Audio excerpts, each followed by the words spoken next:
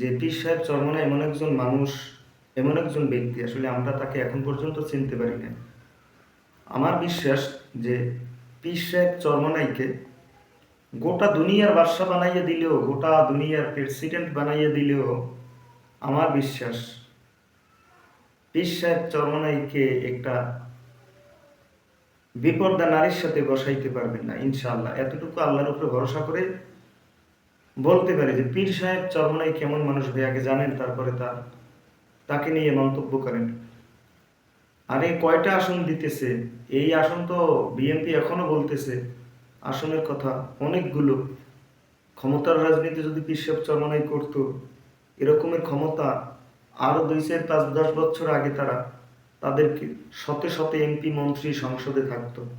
যদি এরকমের শরিয়াতের বিপরীত যদি পীর সাহেব চরমনাই থাকতেন, তাহলে অনেক আগে থেকেই তার প্রতিনিধি সংসদে অনেক আসন পাইতেন। কিন্তু পীর সাহেব চরমনাই তো নীতির উপরে অটল, নীতির উপরে অটল। যেহেতু ভাই আমরা ইসলামী আন্দোলন করি, আমরা ইসলামী আন্দোলন করি কেন করি? আমাদের আন্দোলনের নাম হলো ইসলামী আন্দোলন। আগে বুঝতে হবে, আমাদের আন্দোলন হলো ইসলামী আন্দোলন।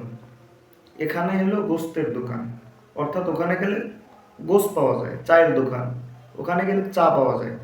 আমাদেরটা হলো দিনের দোকান, ইসলামী আন্দোলন, যেখানে আসলে মানুষ দিন শিখবে, শরিয়ত শিখবে। হ্যাঁ, যেখানে আসলে দিন পাইবে, যার ভিতরে দিন নাই সে দিন পাইবে। দিন ইসলাম কেমন, ইসলাম অর্থ কি, ইসলামে আসলে কি হয়, ইসলামের নীতি আদর্শ কি, ইসলামের কেমন রাজনীতি, আমাদের নবী কিরম ছিল, কি রকমের শাসন করছেন, কি রকমের শাসক ছিল। আরে ভাই, এটা তো ইসলামের দোকান, ইসলামের দোকানে মানুষ আসবে ইসলামের আদর্শ দেখে। ইসলাম যেহেতু লাগাইছি, আগে ইসলামকে প্রাধান্য দিতে হইবে, তারপরে আমার সব। আগে নামাজ, তারপরে ব্যবসা, আগে নামাজ, তারপরে দোকান, আগে নামাজ, তারপরে কাজ, আগে নামাজকে ফরজকে প্রাধান্য দিতে হইবে। তামাম দুনিয়া দিয়ে দিলেন পীর সাহেব চরমনাইকে।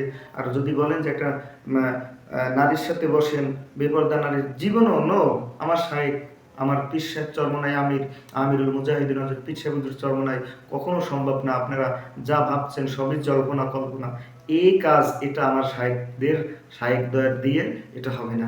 আমাদের ইসলাম আন্দোলন শরীয়ত মোতাবেক আমরা চাই আল্লাহর জমিনে আল্লাহর দিন প্রতিষ্ঠা হোক। আমাদেরকে 1000 আসন দিয়ে দিলেও, সব আসন দিয়ে দিলেও তো হ্যাঁ, আমরা বেপর্দা মহিলাদের সাথে আমরা সমঝোতা করব না।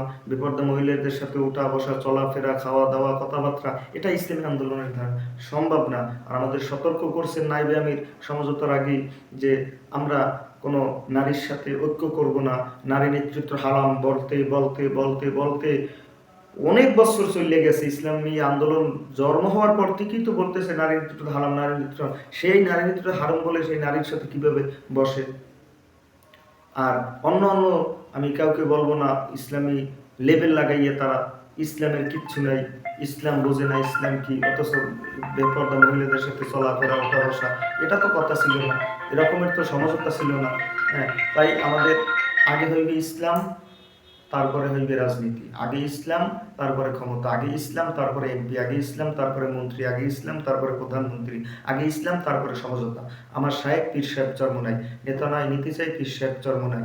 ইসলামী আন্দোলন বাংলাদেশ জিন্দাবাদ, জিন্দাবাদ। আসসালামু আলাইকুম রহমতুল্লাহ।